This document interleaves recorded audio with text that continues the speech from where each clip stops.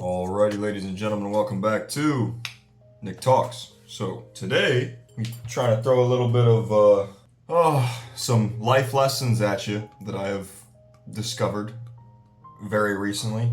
I like to keep you updated and I guess, keep a record for myself of things that I learn as I go through trying to figure out how to be. Keeping with that theme, this one is going to be about the benefits and drawbacks, or I guess it's really just pitting two ideas against each other, and that is seeing life as objectively real as you can versus with rose-colored glasses, with optimism, with tuning out the bad in order to favor the view of the good. As highlighted, this is, one of the main differences between my partner and I, and we had a long conversation about it the other day, and I thought it was pretty interesting. Of course, I always think that I'm right, and in this case, it is no different, and it seems that we have come to sort of a conclusion on this. But anywho, let's jump into it. My view has always been to see things for how they are, and how I feel about things is not necessarily important. It is a factor. It is something that usually cannot be avoided, and in most cases is definitely a benefit to have your own opinion, but most of the time just at least keeping it separate from what is real and objective fact, or as close as you can get, because there's always going to be some sort of bias, but you can at least try and get close and approximate what objectivity truly is. And that's what I've always tried to do, is just see the truth of the moment. If somebody's fucking fat, they're fucking fat, dude. If someone's not funny, they're not funny, and I'm not going to pretend that they are. That doesn't mean that I have to call them out and bully them, right? Maybe it does, maybe it doesn't. Just seeing it for what it is and just calling it how I see it. And this has always been kind of a rift between my partner and I. She very much tries to dial down the negative input so that her experience is more plentifully positive. We'll put it that way.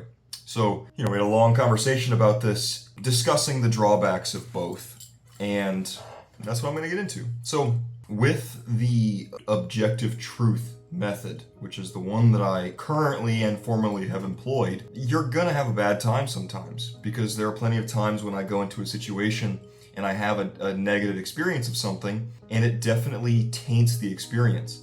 We went on vacation and had a tour guide that was something. Like, I couldn't really tell if it was a boy or a girl, kind of dressed both ways, which is fine. I don't really have any major thoughts on that, but was also like very unattractive, had horribly stained teeth, reeked of cigarettes, and seemed very dirty.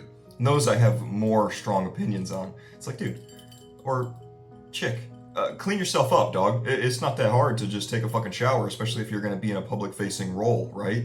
Like, even if you do it every day, sometimes this is going to be the only time this group of people ever sees you. Why would you want to be remembered as, like, dirty and dingy and weird? But whatever, that's more my opinion. And for me, it didn't really...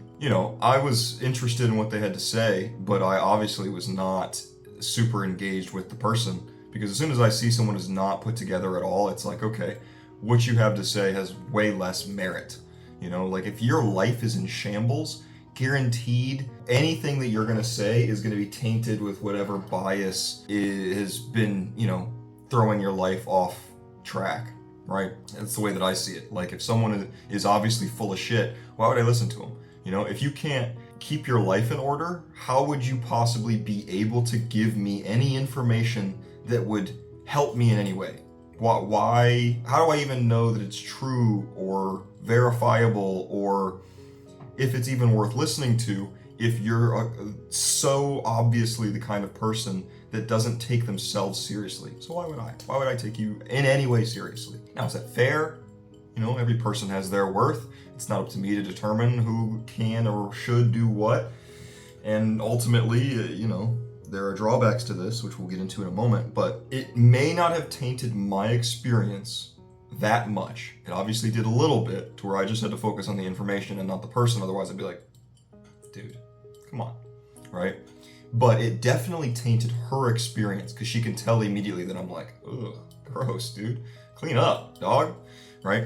So, you know, the drawback of this, of seeing things objectively true, is that sometimes you get negativity in that is there, and not having an immediate guard against it because you let as much unfiltered information in as possible, it changes the experience, it changes things. Like if I see a movie and right off the rip there's something that is major negative that I don't like, then the rest of that movie I'm going to be looking out for negative things because it's like, I think this movie might be bad. And then I'm only looking for bad things. And so it changes the focus a little bit, which I think safeguards can be put into place to help this. But that's the one major drawback that I see, is just that your experience can be tainted by negative information. But I have a caveat to that, to where I would rather have a bad experience that is true and honest and real than a good experience that is based off pretense 100% of the time, right? I would rather go into a situation and have a shitty time the whole time because it's actually bunk than go in there and be like, this is great, and try and convince myself otherwise and maybe have a good time because of it. That's just my personal opinion. So, you know, therefore the negative of this doesn't really matter to me personally, but I can see how it would affect others, especially others who are much more heavily impacted by negativity than I personally am. But the major benefit of this is that when something is truly good, you know it is truly good, and you're not trying to make it anything. It just is great. If I see a movie that's awesome, that's awesome. It is good because it earned that. I'm not trying to like make up things that the writers didn't have to come up with just so that the movie works. I'm not trying to excuse performances of bad actors by saying that it fits into the character of who they're playing. No, they're just shit actors. So if a movie is great, or a book is great, or an experience is great, or a person is great, I know it's because they really are that, and not because I'm trying to force life into this mold of beauty and see everything through rose-colored glasses. That's the major benefit that I see, is that it is always the truth. Sometimes the truth is beautiful and awesome and inspiring, and sometimes it is just shits on your whole fucking week. That's what it is, man. That's the nature of the beast. It is what it is. You got to take the good with the bad, right? That's how I've traditionally lived my life, and how I continue to do so with, some improvements and alterations, but generally the same. Now, on the opposite hand, we have the opposing argument, which is seeing things for the beauty that is within, and dismissing anything bad in favor of only looking at the good, so that your experiences are largely and statistically better. Now, the benefit of this is immediately obvious, and that is that more of your experiences are great, and your situation, or your experience of situations, is not dependent on what they are, and you can have a good time anywhere, which I think is really important and legitimately difficult for me to do. If I go to a party and that shit sucks, I'm gonna have a bad time, and if I'm supposed to be there for the whole night, it's gonna be a bad night. That is what it is, right? And people are probably gonna know it. Like, you can tell.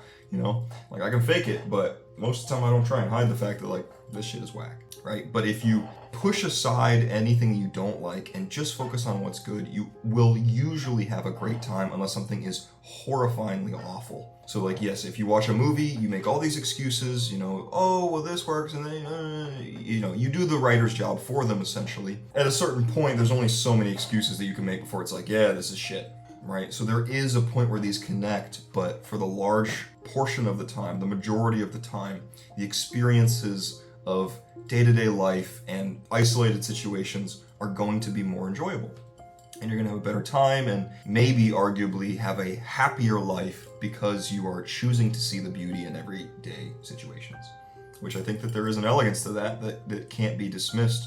But the negative, to me, outweighs the positive, which is that you are tuning out an entire side of reality. It kind of comes down to the same thing as, like, alcohol is bad for you, sugary sodas are bad for you, certain foods are bad for you, even in small doses are bad for you. And knowing that, I will still choose to consume or experience these things regardless, because it's part of life. And although I am sacrificing something to do that, I still want to experience it. And although a Coke is not great and it makes my teeth feel awful because there's so much sugar on them, sometimes I want to enjoy a nice cold can of Coke, right? Fucking ice cold right out of the fridge.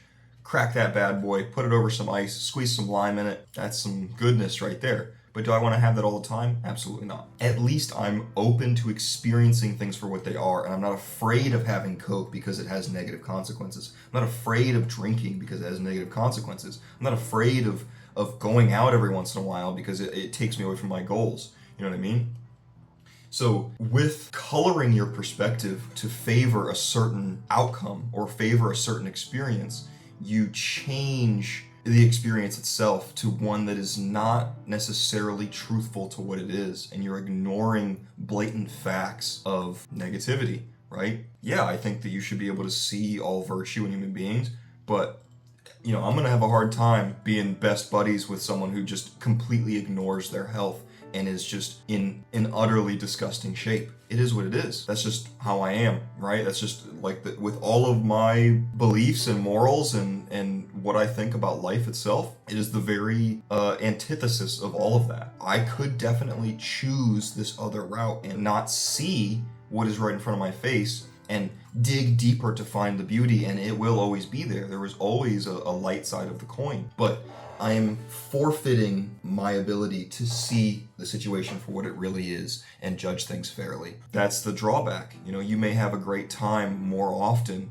but at the expense of seeing reality for what it is. I think this is really interesting. I think that it highlights a big difference in not only my partner and myself, but in a lot of different people. And I see it very often where people forego logic in favor of positive emotion. And it gets things hairy pretty quick, especially when times are tough and logic is necessary. I don't think logic is the best scaffold to build your life on. At a certain point, you have to go by the heart. You have to go by what you feel is right, and it may defy your logical parameters that you set for yourself, but you have to do what you believe in. But at the same time, logic can answer most questions mathematically to the point where the answer is clear and it is not up for debate.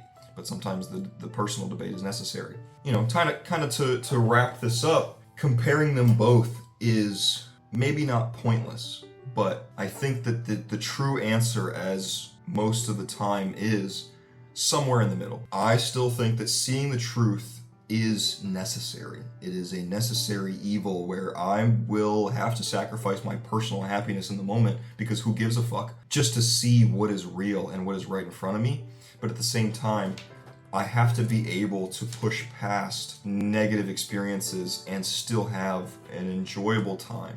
There is a balance to be made here that I haven't quite reached, but is one to strive after. I think that it's important to have a good time at a party no matter what, even if afterwards I get in the car and I'm like, God damn, that sucked, dude. That was ass, bro. Like, yeah, sure, I had fun, but I would never want to go do that again, right? I think that that's fair. I think that's fair. And that seems to be the golden goose here in the middle. I still think that if I had to fail one way and stray too heavily to one side of this equation, I would rather be too far logic and forego emotion and the desire to be happy than stray too far into emotion and forego all logic and common sense just for the sake of it is good time. No, that's whack, and that's honestly pussy shit in my opinion. Let me know what you think in the comments below, but to me the answer is pretty clear. Logic has served me immensely well in my life, and to a point where actually it was an unhealthy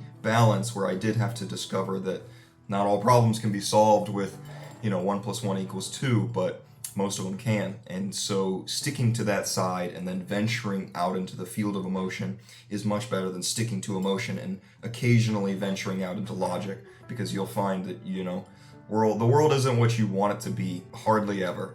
Sometimes you get a little kernel of like, damn, that is exactly how I wish it would be.